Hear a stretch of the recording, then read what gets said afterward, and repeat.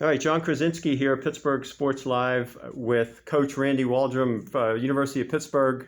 Randy, it's your fourth year, right? I'm losing. The COVID year just has messed everything up, That's right? right. That's right. It's gone by fast. It's gone so quickly, and so now year number four with the University of Pittsburgh women's soccer, and it's been quite a run. I mean, I know we were talking a little bit. It's a process, isn't it? Yeah, it is. To kind of build a program, because that's really what I felt like we had to do is rebuild. It takes some time. You've got to get your recruits in, and you can't do that overnight. And yet there's a balance of you need to win some games to get the better recruits in, so it has been a process, but we're really pleased, with where it's been and how it's improved each year. Credit to some great kids that we've been able to recruit in here that's really been committed to helping us rebuild. And I think they're players that want to be part of a history of being the first to do things here. There's some players that want to go off and play for Carolina because they want to win a national championship, and there's other players that want to be part of building something. And that's where we've been really fortunate in finding some good players that want to help us in the building process. And so it's gone quicker. As coaches, we all want it now. Mm-hmm. So I'm looking at it, you're right, year four, would I've liked to have had this happen in year two? Absolutely. But realistically, it's probably happened even a little quicker than we would have hoped for. So it's been really positive, John. Yeah, and you talk about building around players that buy into what you want and what you're doing, and obviously what the expectations are. So I'm sure that's definitely been a bit of a work. You had to work through that. So I mean, in terms of the players that you have here now and this preseason, this fourth season, I mean, there's a lot of excitement. You have Amanda West, you have Mertz, you have some local players, which is really great, and you've been able to build the program.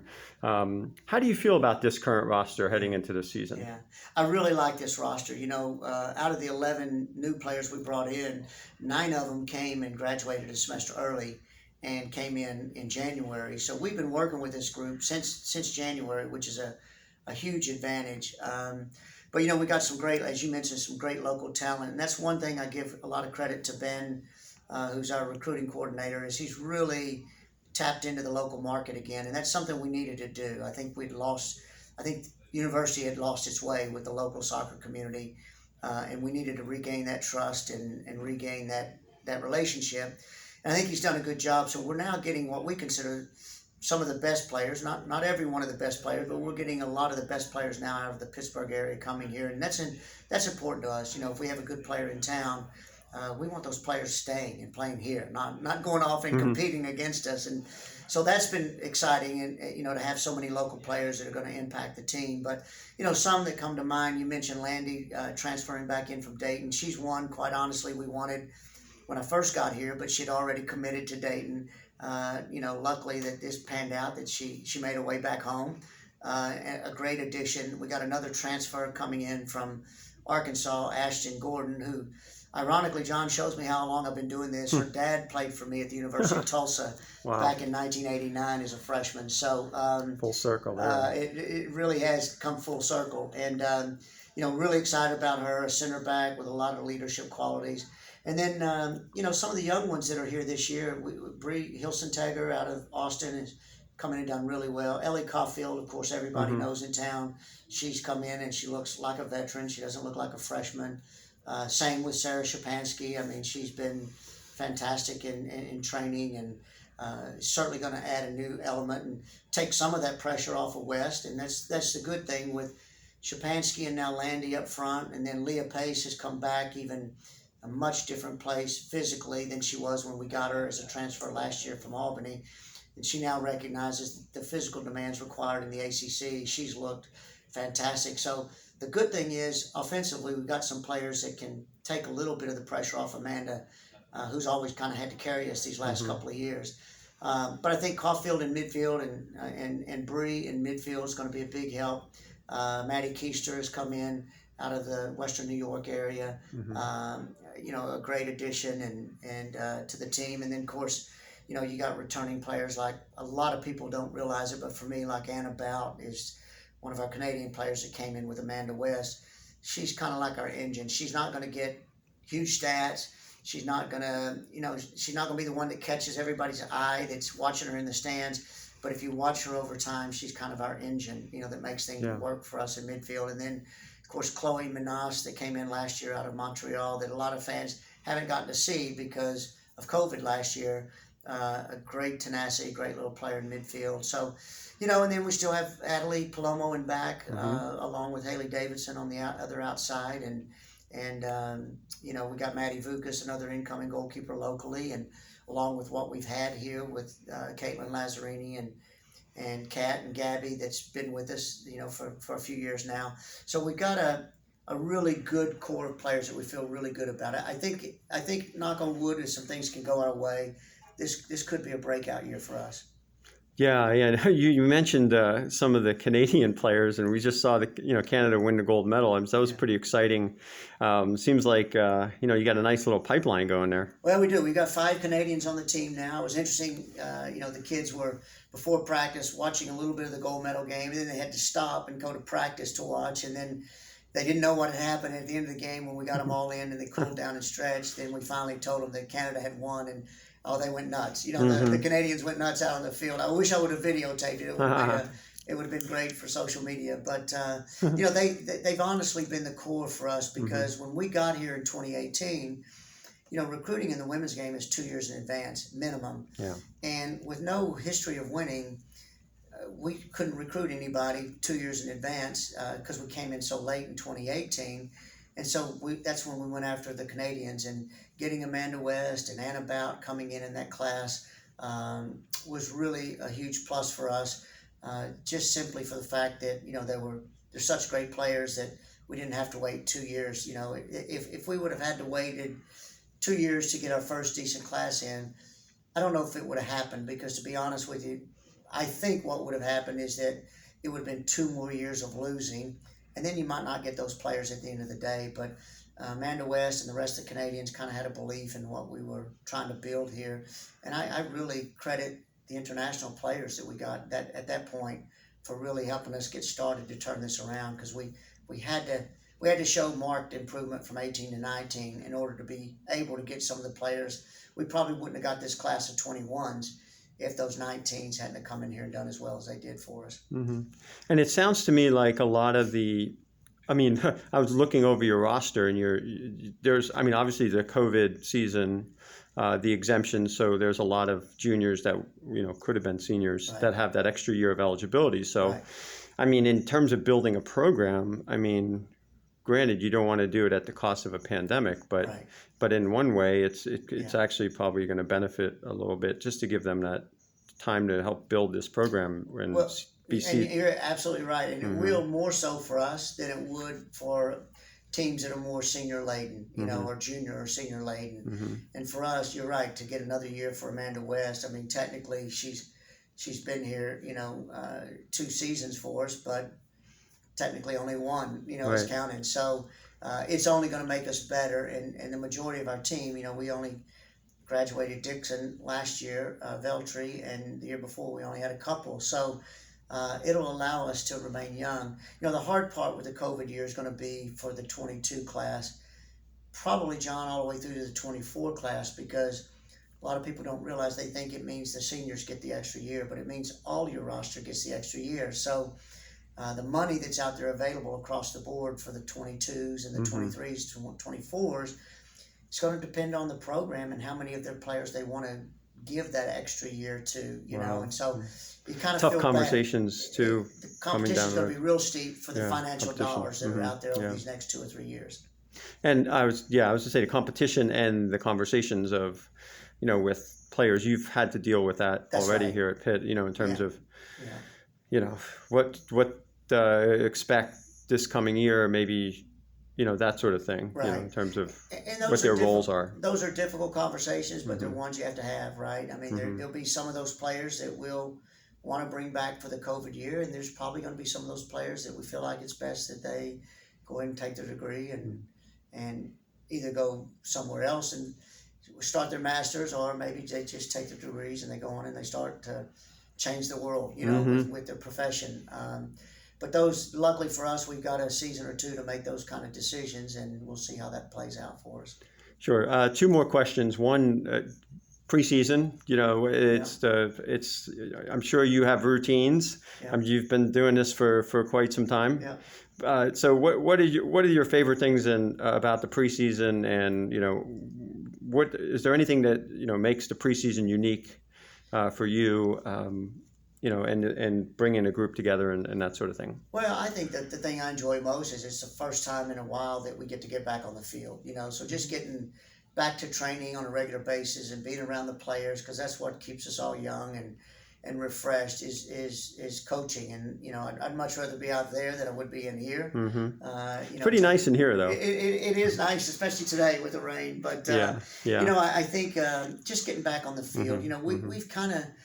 Honestly, we've changed the way over the last 30 years I've been doing this with our preseason, whereas I think a lot of college programs still look at the 2 weeks of August in their, quote, preseason, and they try to accomplish everything. They try to get the team fit, which is impossible to do. Mm-hmm. I think they try to integrate their new players. They try to put in a game model. And I think what happens in that kind of a routine, you just injure your players. There's just not enough recovery time. So we changed. Well, we say January to August is preseason, and we have a periodization plan from January to August, and we gradually build on the fitness levels while we're building the tactical and the technical part of our game. Then when we get here in August, all of our kids come in summer too. So they have 5 or 6 weeks before preseason starts that they're here together. They run their own practices, but they work out with our strength and conditioning coach. So when we get here in August for the first day of preseason, we don't really have to worry about the fitness component. They came in, they're fit, they're in a good place. So we don't cram 2 and 3 practices in preseason. We're able to get them the right rest. We work hard in the mornings.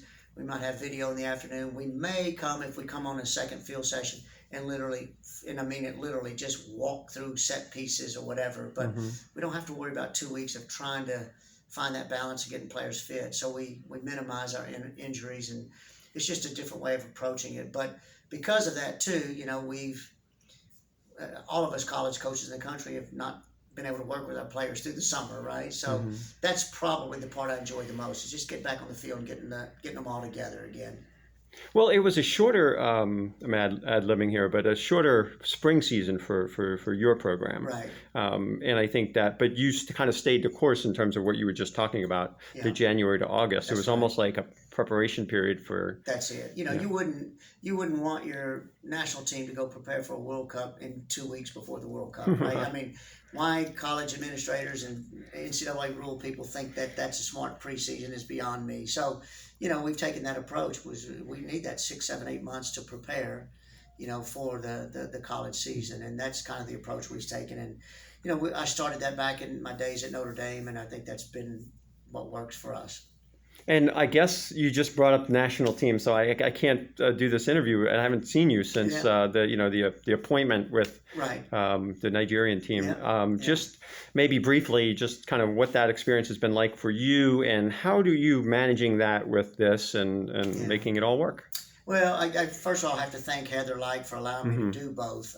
She understands, I think, the importance of it in promoting our program and helping to build this program and on a more global international stage. And the hope down the road too is it gives us an inroad to some players in Nigeria and so forth. So these are some things that we're looking at, but it's been a lot of fun. It's a completely different environment. Obviously the talent level is really good.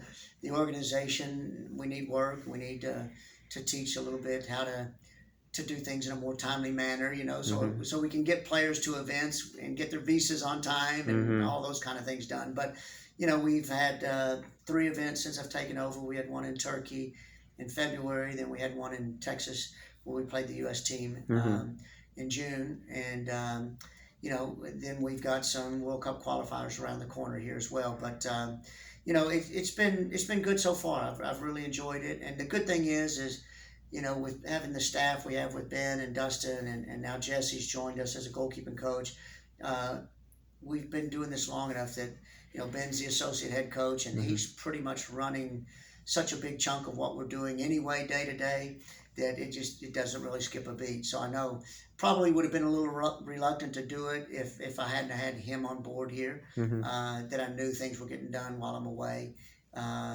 properly here. So yeah, it's worked out really nice. That's great. And obviously, heading into this season, you had a first preseason game yesterday at Youngstown State. You're going to go to some of your old stomping grounds. You're going to be in, I believe, Stillwater for the opening weekend. That's right. In terms of I know you've said that there's more depth here in terms of squad rotation and all those things. I mean, how do you, I guess, heading into this beginning of this season, what's your look? Are you going to see a lot of players? Are we going to see? Yeah, I've always believed in playing young players early. And it's funny because when I was at Notre Dame, we had a really good men's coach. They also won a national championship. Bobby Clark, and I have a lot of respect for him. He was almost the opposite. It was really hard for his younger players to play. He wanted to always felt like experience was a big factor. And I've almost been the opposite. I've always felt over the years, try to get young players playing early in case you get an injury in October or November around playoff time. Then the young players have already been playing, right? But if you're not playing them and you're going with experience, and you get a key player hurt in late October, early November, come playoff time, then that freshman or that young player is not really prepared. So that's always kind of been my mindset, and I think what we're trying to do here is we played at Youngstown. We played 3 30-minute periods, and we played 3 different teams. So nobody played longer than 30 minutes. I think we had a couple that ended up having to play 45 minutes. But we already had it planned out. Regardless of the score, we won't worry about the result. It's just 3 different groups, 3 30-minute periods. Then we'll go into Ohio State on Friday, which will be a great game for us because they've got a really good team. We got a lot of respect for what Lori does out there. And that'll give us a good measuring stick going into Stillwater with Oklahoma State. Obviously, they're a top 10 team, top 15 team. So, but what we'll do is probably get our starters, kind of what we think might be our starting group. They'll probably get closer to 70, 75 minutes in that game and start to build for that. And then as we get into the season, I think what we're going to be able to do, which we haven't been able to do up until this particular year here at Pitt, I do think we're good enough that now then what we can do on Thursdays, we can play one team on Thursday, and then when you turn around again a couple of days later and play on Sunday, I think we'll have enough talented players that at least maybe some of the core is the same, but there may be 4 or 5 different starters on Sunday where we can keep the squad rotate a little bit more. We found when we did that at Notre Dame, it kept the intensity up longer during the season. It kept you healthier. And then you can kind of, as you get closer to the playoff time, later, middle to late October, then you can start really kind of honing in on, okay, what's my best 11 and what's my next 5 or 6 from there. But I think, in theory, we'll see how it works when the games get here. But in theory, I think we're going to be deep enough to have some squad rotation in these first, month or so of the season as we're looking to find players and find their way. We may not honestly know our best lineup till mid-September, late September. I mean, it honestly, it's been that competitive, and we have that many players that close right now, which I think is a good thing. I think, because what generally happens with teams is if you get into your starting 11 too soon and early, then at the beginning, everybody's competing at this level and everybody's energized because they're fighting for a spot. But then after a couple of games, if they see, well, I'm not in the 11, then there starts to become a gap in your training, right? They know, well, it doesn't matter what I do, I'm not going to be in the starting 11. And doing it this way keeps everybody a little bit more competitive, a lot longer and deeper into the season. And like I said, it keeps us healthier because it's still too many games in a short period of time. Like we shouldn't be. I don't know why any female coach, and it's a lot of our coaches of female teams here that are against the 21st century model. I think the men have pretty much got the men on their side. We've got to do a better job of getting our women's coaches to understand. They're the ones holding it back for the women. But it just makes no sense to me that when we have an opportunity to play one game a week and stay in class all week long and not miss class, that's what we're here for, is an education and the health and the welfare of our players. 2 games a week just doesn't make sense. Right. And I know Jay has been a huge proponent of that. And Hopefully it's coming. I hope Hopefully so. it's coming. But Yeah. Randy, I just want to thank you for your time, and we just appreciate your energy and your enthusiasm, and just bringing your wealth of soccer knowledge and experience to the Pittsburgh area. That's for sure. And I think we're really looking forward to this season. I know I could speak for a lot of people in Pittsburgh say that. Well, good, good, and I appreciate it. And we're looking forward to hopefully a lot of support. I think Jay, coming off the year he had, anybody interested in Pittsburgh soccer should really be here this year watching these two teams play, and it's going to be exciting that we finally get to play in front of some fans this year since last year was wiped out with COVID. So we're looking forward to it as well. So thank you. Thank you. All right. Appreciate it. Appreciate your time. All right. All right.